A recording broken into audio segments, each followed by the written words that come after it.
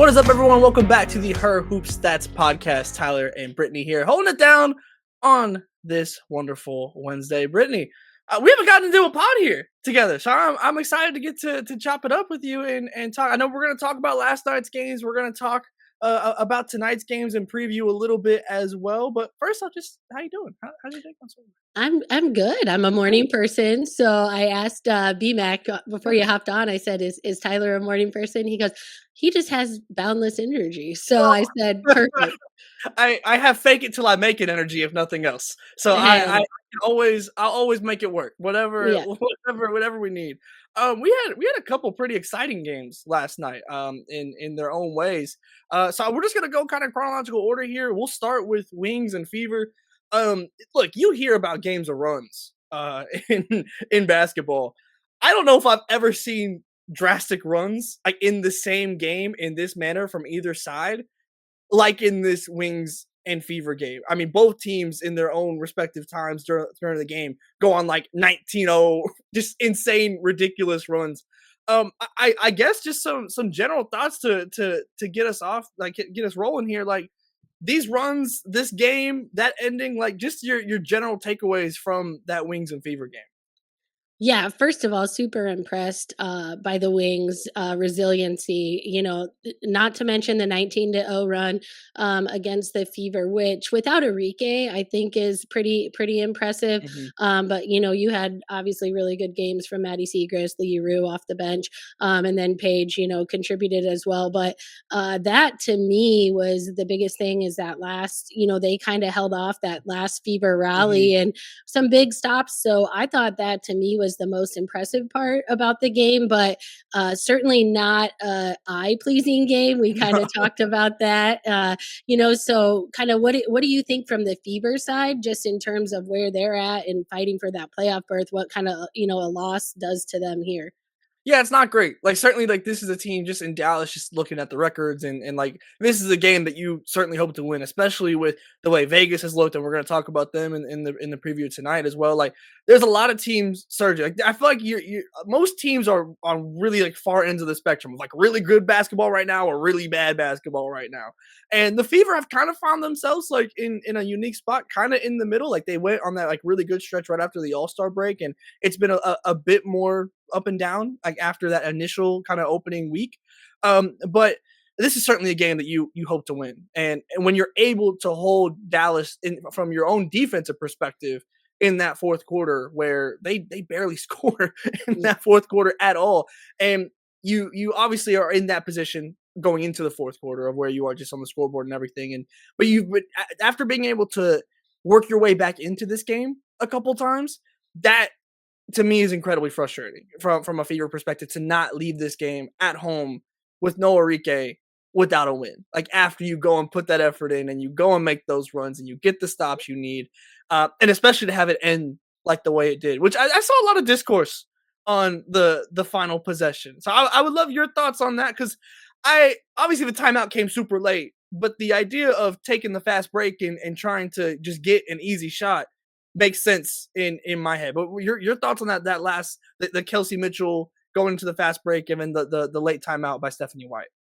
Yeah, I thought initially I liked what they were doing. They're only down a point. You can go to the rim, try to get fouled, or see what happens, put pressure on the defense. I think as a coach, that's always the tricky part. Late game is, do you want to use the timeout and reset, or, you had an advantage there? I think what happened is, if I was guessing from Stephanie White's head, is she watched it unfold, thought they had the advantage, and then you see JJ Quinterly really guarding Kelsey Mitchell, and she decides, I don't like what we're getting, and she uses a timeout. Now with 1.7, that's a little tricky. So it's like she probably wishes she would have used it earlier, but she didn't. And then they got a shot that wasn't great. And but credit to the Dallas defense, a young team that I would say has been really not great on the defensive end for most of the year. And they really, down the stretch, they had to find a way to get a couple stops, and they did. And so I certainly see both sides at the end of that game, but I don't think there's ever a right answer, right? Like Mhm. if they make the basket on the fast break, you're a genius for not calling the Right. reset timeout. You do and they don't, then you know. But even before the reset, Kelsey took a fadeaway, maybe 18-footer that didn't go in Mhm. anyway. That I don't know she heard the whistle. So you know that was my takeaway from it. I think it's always the 50-50. You Right. never There's not a right answer. Yeah, no, I'm with you. No, JJ Quinterly's defense down the stretch was phenomenal, and well, I was gonna say I'm from Big 12 country. I guess it's SEC country now, in here in Norman, Oklahoma, but it's Mhm. still Big 12 in my heart. And if you watch JJ Quinterly at West Virginia, that's no surprise to see her being able to do that. And she's probably one of the few players, like while actively playing defense, that can keep up with Kelsey Mitchell just from a Mhm. pure speed perspective. JJ Quinterly's footwork on defense is just ridiculous, and foot speed. And Kelsey Mitchell on the offensive side is probably the fastest player on the off, like with the ball in her Mhm. hands in the entire league. And she kept up with her that entire time, both on the ball, off the ball, just completely shut it down the stretch. But yeah, I'm with you where it's like once you get down to 1.7, like it was not going great. Like that possession was not going well at all. So like I understand the idea of like, okay, like this isn't working, call timeout. But 1.7, like it gets to a point where it's like you almost would rely on the chaos of that, Mhm. and like especially with a player like Kelsey Mitchell who can absolutely go and just make a chaotic shot from time to time and just Yeah. kind of throw it up there, and you just kind of have to throw your hands up and be like, well, that's Kelsey Mitchell for you, and like she's has the ability to do that. But I mean, to me, it becomes more of a credit to what JJ Quinterly did on that possession than anything the Fever really did wrong on it. I would certainly have liked the timeout to come, in a perfect world, 2 seconds earlier, where Kelsey Mitchell did get kinda stopped on the fast break. In the perfect world, to me, you call the timeout as soon as Kelsey Mitchell kinda stands straight up, and instead of going downhill, that's when I want that timeout to come. But in the heat of the moment, and that's a very hindsight take on that whole scenario, and not in the moment of that happening by any means. So I wasn't, like, too beat up about that execution of that in the sense of the Fever. But I was incredibly impressed by Dallas in this game, though, and the ball movement that they had, and being able to get others involved. As you mentioned, Arike not in this game. I mean, Maddie Siegrist was phenomenal. Lee Yaroo was incredible. That was arguably probably the best game of her career, honestly, Mhm. that we saw last night. A career high for her with I think 20 points. Yep, 20 Yep. points. Like just phenomenal from Dallas. And I mean, I think obviously Dallas has had plenty of struggles over the course of the season, but it's pretty clear moments, and this game certainly was a game of moments again with the runs and everything. But that fourth quarter was a struggle. But there's some times where you could see what is the idea here for what Dallas wants to build in the long term and everything. And I think that this game probably serves for people with different ideas on the build of it, with Arike being out, and like if Arike should be in the long term of this and everything. That probably becomes a whole this probably becomes a whole case study for people Mhm. when it comes to that. But just from like that perspective of like the ball movement and getting everyone involved, again, I feel like that's kind of been the messaging that Dallas wants to achieve, but hasn't always been able to achieve that over the course of this season. So just from an offensive perspective, kind of taking that fourth quarter out where the struggles did absolutely come in. What did you see that was maybe different from the offense in Dallas in this game? Yeah, you touched on it, the ball movement for sure, and just the allowing others to have the opportunity to impact the game. You know, you had people like Maddie Seacrest, Lee Rue, even Misha Hines Allen was Yeah. getting some looks that, like, she was aggressive to the basket. But I thought for, the fourth quarter, I know they didn't score, but what was impressive to me was the Fever basically took Paige Beckers out of Mhm. the game or tried to. Her touches, it was hard for her to get a touch. They made it difficult. You could tell maybe a little fatigue on her end just because she was running around trying to get the ball so much. They went to Lee Rue down the Yeah. stretch. And so to me, like, not having Enrique on the floor for some, you can see, okay, the vision, but also the need for another star playmaker to help them. So it's like as much as you enjoy what you saw, and from an offensive perspective, certainly Mhm. there were opportunities for people to get the ball and shoot, but that fourth quarter was a struggle because you didn't have necessarily another really, really reliable shot maker. And Yeah. so that to me is like, yes, you can see where they're going on the offensive end. And I love that they went to Lee Rue down the stretch. Like Mhm. her and one was arguably Yeah. kind of the difference of the game. When she caught on that block spun on Aaliyah Boston and made the and Mhm. one, but um it's also you can see what they're trying to do, but also the need for another person that can go get a bucket when someone takes away Paige like they did last night. Yeah, no, I completely agree. And I think last night's kind of an interesting point to see because this is obviously a team, especially without Enrique in the lineup, where it's like you obviously Page is number one option, but past that, it's kind of like okay, who's hot? Like who's going tonight? And that was a really interesting thing because like if you list out all the players on this, I don't know exactly where Lee Rue ranks in terms of like okay, down the stretch, we're going to you. You know what I mean? And like Huh? to see a Dallas team where they like and I don't even mean that as a negative because that's where they are in terms of rebuilding and wanting to figure these things out. And like, who can you go to? You know, and to see Leroux down the stretch do certain like that and one on Aaliyah Boston was game changing in this.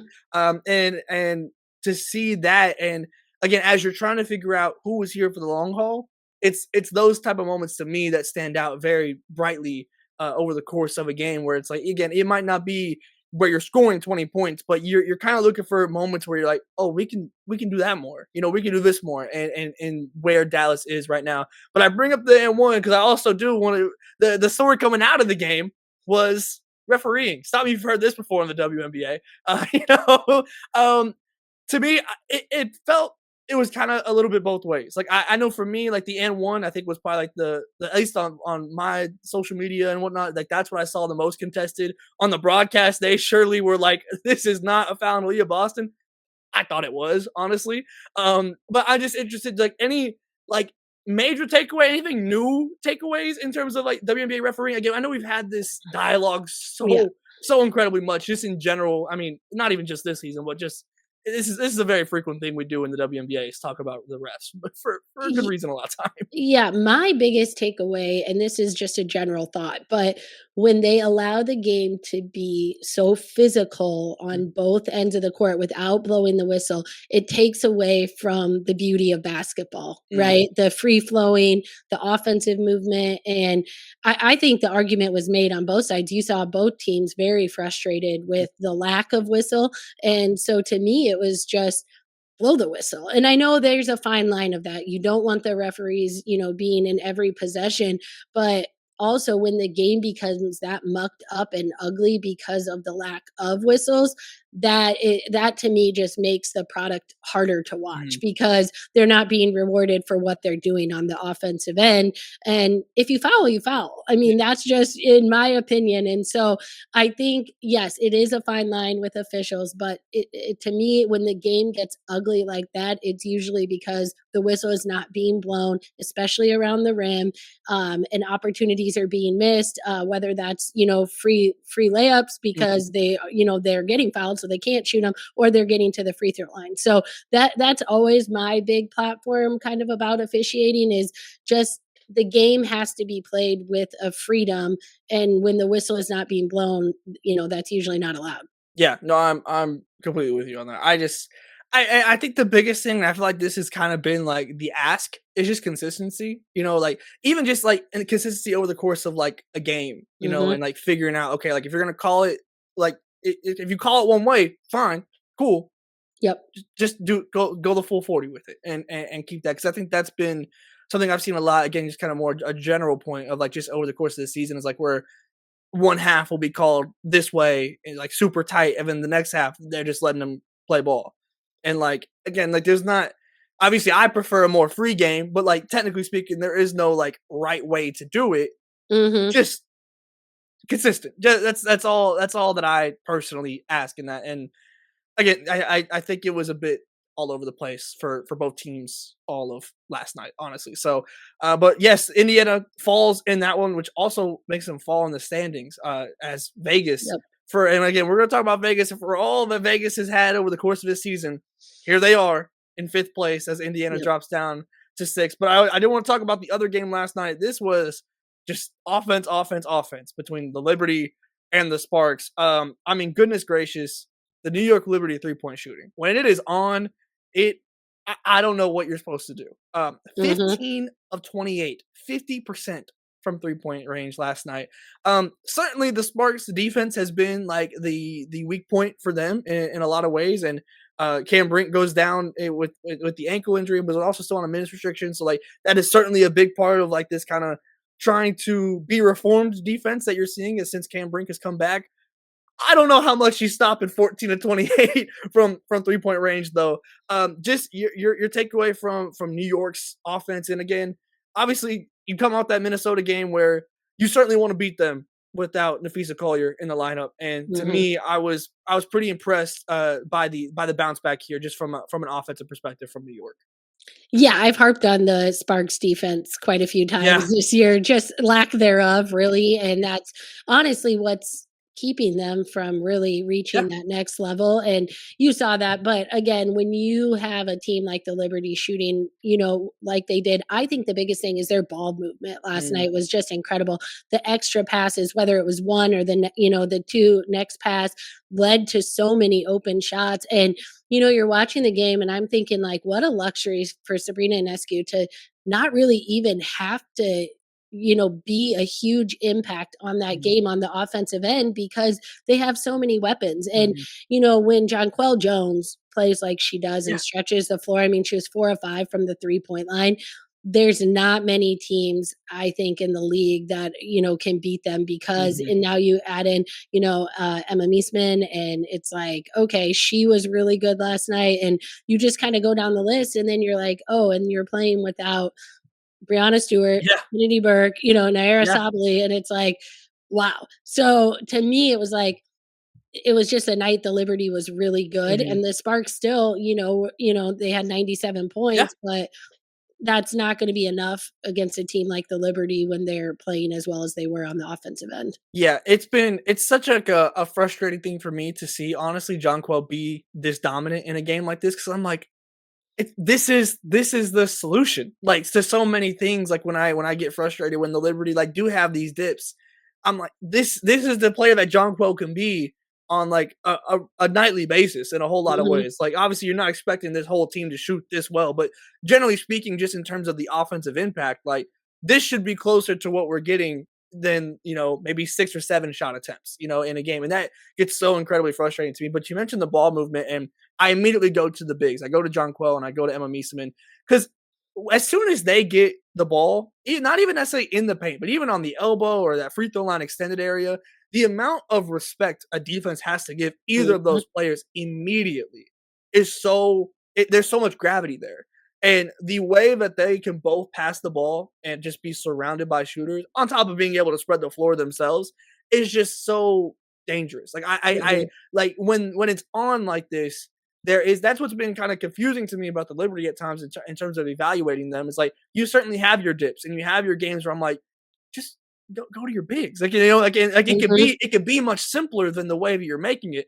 But then you see games like this, and it's like, goodness gracious, who's like no one who could stop this like buzzsaw of an offense? Like I you don't. How do you do that with a team this talented and, as you mentioned, still missing 3 genuinely impactful players that are not actively in this lineup? But I do think right now for both these teams in a lot of ways the defense is the question more so for me. Certainly for LA because I completely agree with you that it has been a struggle at times, and frankly I don't know if it's a struggle that's going to get fixed this season. Frankly, Cam Brink being healthy for a full season will absolutely help that, but there's still larger problems here that yes, Cam Brink can kind of put band-aids over, but she's Mhm. not performing surgery on this defense, and this defense needs surgery. Yeah. And Yes. so I'm for you, like what is I guess obviously as LA continues to try and make this push into the playoffs, and with Seattle slipping down the standings, like it's becoming increasingly possible to see a completely different kind of playoff lineup that I think we had Mhm. anticipated when we thought about the Sparks potentially making that push. For you, when you look at this game, the offense was doing its thing in this. Kelsey Plum was great in this. De'Arca Hamby as well was really solid in this. For you, what does it take for LA to win these matchups against these big teams like this that are kind of at the upper echelon as they continue to try and make that final push to make a playoff spot? I think the biggest thing was sometimes just a lack of rotation or the switching. Now, Liberty is able to take advantage, which a lot of teams aren't, especially because their bigs are good 3-point shooters. So you're Mhm, pulling them away from the rim. But I thought there was a couple possessions where the Sparks had cut it, maybe to 4 or 5, and the Liberty go down. They create a switch and a mismatch, and then it was like I'm pretty sure it was Alleman both 2 or mhm, 3 times that gets stuck on. I think it was Jones once, Museman once. It's like, well, okay, what is she gonna do mhm. against someone at the rim like that? And so I think it's gotta be a different kind of strategy in terms of scrambling, Yeah, switching, like you saw New York actually played somewhat of a matchup zone a mhm, majority of the night last night. And so I don't know if that's something where the Sparks could venture into and look at in terms of switching it up a little bit mhm, more just because they're straight man to man, and especially when the offensive team is creating some switching issues, mhm. there has to be a different strategy than just, well, I hope you can hold your own at Yeah, the rim yeah. against someone like Jonquel Jones and Emma Meesman. So to me, it's got to be a switching of a strategy. Yeah, no, I completely agree. Something has to change on the Mm, on that defensive end. Whatever, and I don't know if that happens this season. Like with mhm, this roster, I don't know. We're pretty in my head. I'm like, okay, well, this has been a known problem. If we haven't seen a switch yet, I don't know if or when that ever comes. Honestly, mhm, for this season individually, I think the other main takeaway I had was, uh, and I think some of it does certainly have to do with the way that the Liberty played defensively in their strategy. Because this is kind of an interesting team wise matchup because like not a bunch of teams run big small forwards. We see a lot of like kind of three guards, two bigs mhm, across the league, and these are two teams that go small forward, power forward, center, like truly do that. And so this was a kind of interesting matchup to me. But I think looking at just even if you're just looking at the box score, Rakia Jackson has been phenomenal as of late. But the shot diet of 10 threes from Rakia Jackson is not what I want from Rakia Jackson. And yeah, that's more so a compliment to how good she is below the 3-point line than anything it says about her 3-point shooting. I want her taking shots. I don't want her taking 10 threes. And again, I think some of that was forced by New York, but just when you're shooting that high volume, you take 20 shots over the course of this game. You take the most shots on the team. And mhm, again, I'm not inherently against that volume, but it's about the decision making in terms of which shots you're taking.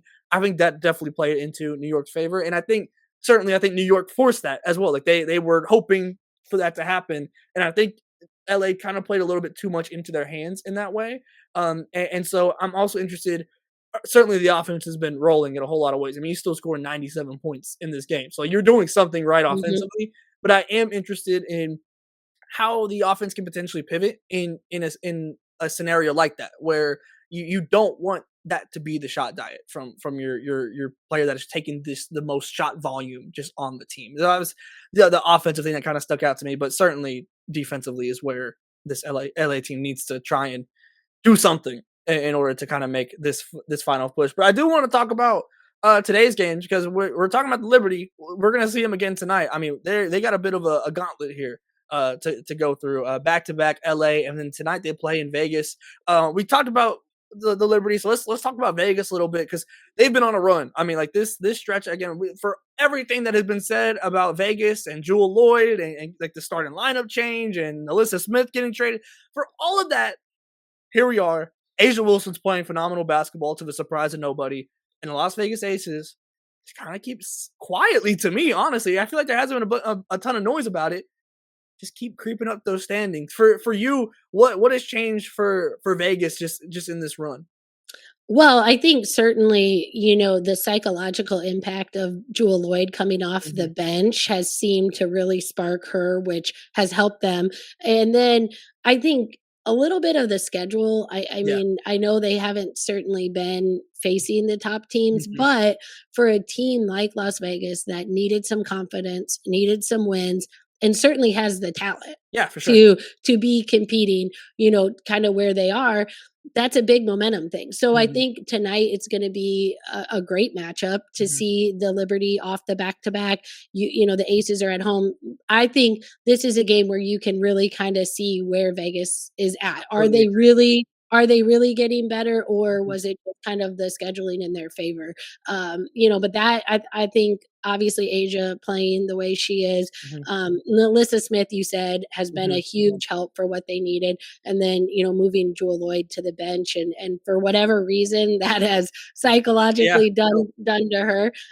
That's kind of what I've seen from Vegas Mhm, is just a little bit of the scheduling, and then that confidence that mhm. they needed to remind themselves, hey, we are a Yeah, good basketball team. So yeah. kind of what are your thoughts on them? Yeah, I share very similar thoughts. I mean, I was there in Dallas the first game when Jewel went to the bench and Kirsten Bell like entered the starting lineup and everything, and it felt like that night for a little bit in stretches like okay, the Aces kind of got their swagger back a little bit, like and you never like want to jump the gun on that, but to me it is becoming more of a mental thing than I think anything physical. But I do think as someone who was initially very harsh on the Melissa Smith trade because that's a very valuable asset you gave off with that draft pick in that draft class. And I still don't know where I'm fully at on it. But in Mhm. terms of okay, you made the trade, what are you getting?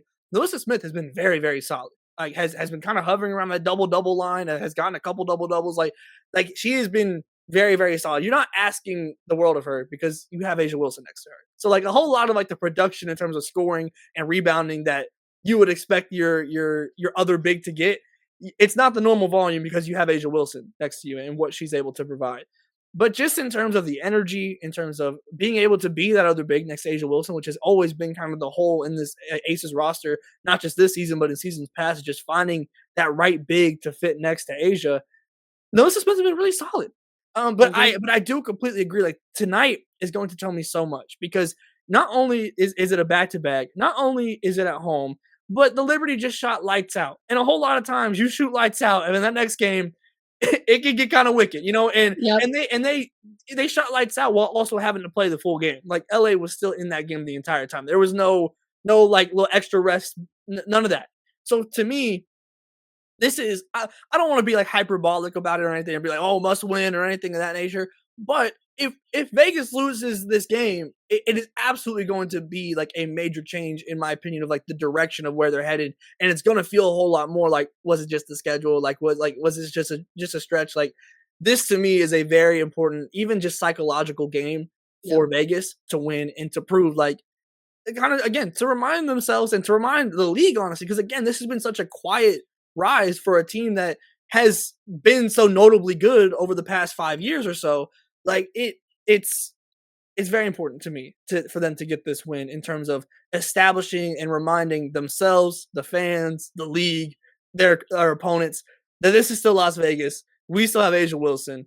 We are going to go in there and think that we can win. And there hasn't always been there this entire season. And to me, that becomes very important with this game in particular. So Yeah. I'm excited I for it. Yeah, especially against a Liberty team that's shorthanded. Yeah, So, absolutely. I mean, that to me is why this is kind of a statement Hmm. game on the schedule for the Aces. So, Hmm. yeah, I think I echo your sentiments exactly. Just kind of let's see what team we get tonight. Yeah, I'm very excited for that one. I'm also very excited for Atlanta and Seattle. Two teams. When I talked about like the spectrum of good and bad, two teams pretty opposite on that spectrum. Right now, Atlanta coming off that great win against Phoenix, which was I mean major for the standings, and I think just almost again like another team that has been quietly good and has quietly been able to overcome injuries and whatnot, like Mhm. and really well. Obviously, Ryan Howard is out extensively. BG has certainly missed games from over the course of this season at kind of different, like smaller increments compared to Ryan. But this has been a team that has, again, on paper, like I certainly have my doubts going into this season. And obviously a first-time WNBA head coach, obviously a very accomplished college coach in Carlos Mhm. Pesco, but the style, the just the team on paper, um, where they're at right now is they're surging towards contender status right now. Like if not there already. Just I mean maybe just a more general point before we dive into the game specifics here. Like the ascension here that we're seeing of Atlanta as they rise up the standings, and also again I think just in the eyes of the fans of like okay this team is legit. Like where are you kind of standing at with Atlanta right now? I mean, they're like you said, a quiet team that's Hmm. just been there, and now they're there and ready to, Mhm. I think, compete. Certainly, their win the other night against the Mercury, to me was just beyond impressive. Yeah. I love the way they play. I think they've given a lot of confidence to every Mhm. single one of their players that gets in the lineup. And you have someone, I think, notably Naz Hillman to me is the one Yes, that it is. really jumps out, and just in terms of how much her game has elevated this year. And Mhm. I think that's a product of the system that Carl Smesco's brought. I've touched on this earlier with Jamie. I think just kind of that new wave of coaches coming into the league, and certainly from an offensive standpoint, I think has really elevated Mhm. some of the teams, and the Dreamer for sure one of them. Mhm. But they have such a good balance of inside out, and Yeah. I think that has what to me when I watch them really makes them the contenders that Mhm. that they are now.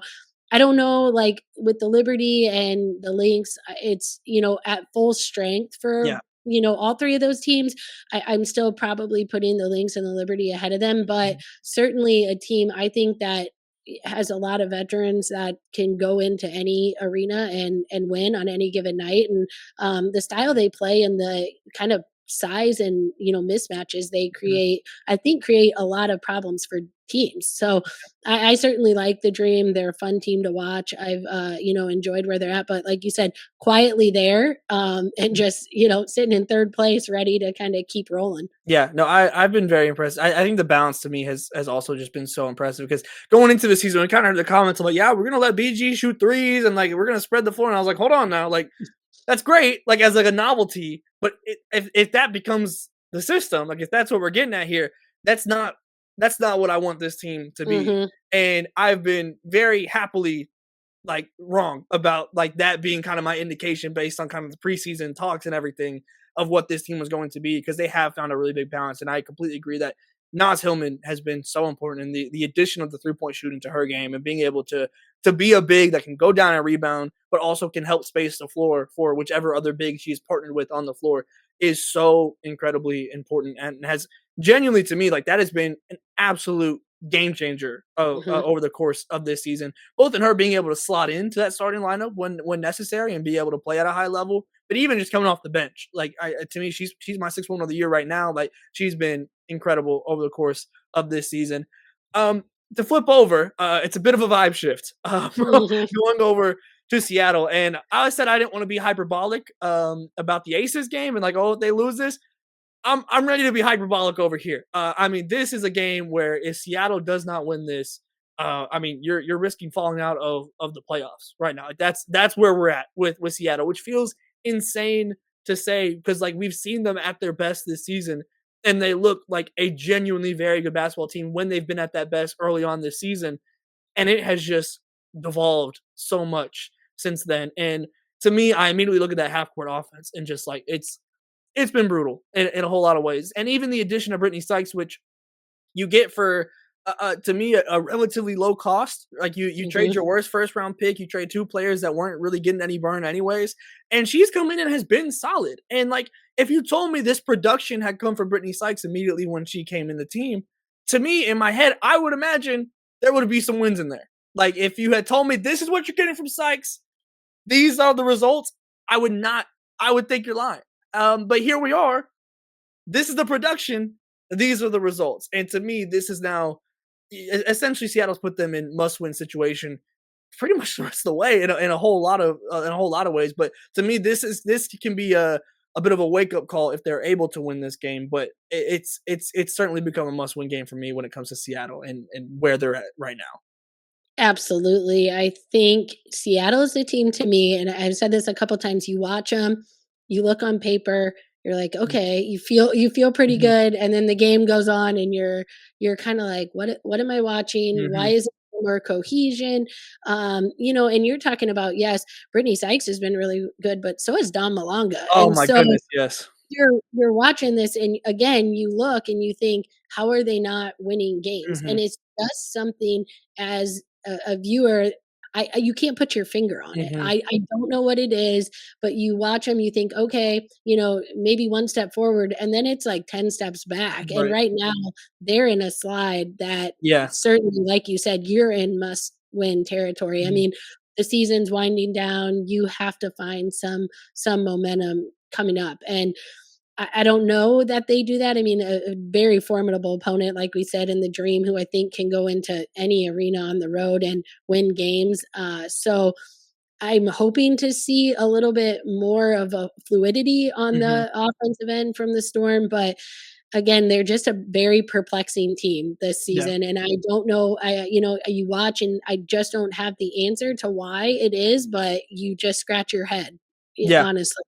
Yeah. No, it is truly like now or never territory for Seattle. And again, Dominic Malonga has also been so fantastic. And I will say that's really been like the only true bright spot over the course of this stretch for Seattle to me is that like, well, if this doesn't work out, our future seems pretty set because Dominic Mhm. Malonga is just giving people the business the entire time, Yeah. and she's so exciting. She's so much fun to watch. I I put a tweet out. I was like, I can't even imagine what like 25-year-old Dominic Malonga is gonna look like. Like that Yep. is terrifying. Like I feel like any record of like youngest player to do X, Y, and Z, Dominic Malonga is about to own like all of those. I feel like, and I can't wait to be a witness to it. But now I'm like those are the two big matchups. Obviously, a couple other games tonight. Sky Sun, Valkyries Mystics. I think the biggest thing there to me, just over the course of those two games, obviously some teams not really fighting for playoff position besides the Valkyries and Mystics kind of in the mix still for those. Mhm. To me, seeing where how the Valkyries can kind of keep up because again, as these teams kind of slide, it almost feels like Golden State is, I don't want to say accidentally finding themselves in playoff position, but like Kayla Thornton goes down and you're not expecting to still be here, frankly. No. As soon as that happened, I was like, okay, well, shout out to them. This was a fantastic run. Go Golden State, great first year. And yet they're still here. So I'm very interested in what they have to offer. And again, like they sit right now in seventh, which just is so impressive. Like such an impressive feat just in general. But and that's also where you look at Seattle. Like if you lose this game, that lead just continues to build for Golden State in this. But I've been so impressed by them and what they've been able to accomplish this season and again continue to do even without your all-star player. It's ridiculous what Golden State has been able to do. Just I guess for our last takeaway here, Golden State, what they've been able to do, the kind of team element of this. There is no quote unquote star player on this team, yet they just keep doing the right things on the basketball court. I've been so impressed. Yeah, they've created, such an unbelievable culture there. They're Mhm. just gritty, tough, persistent.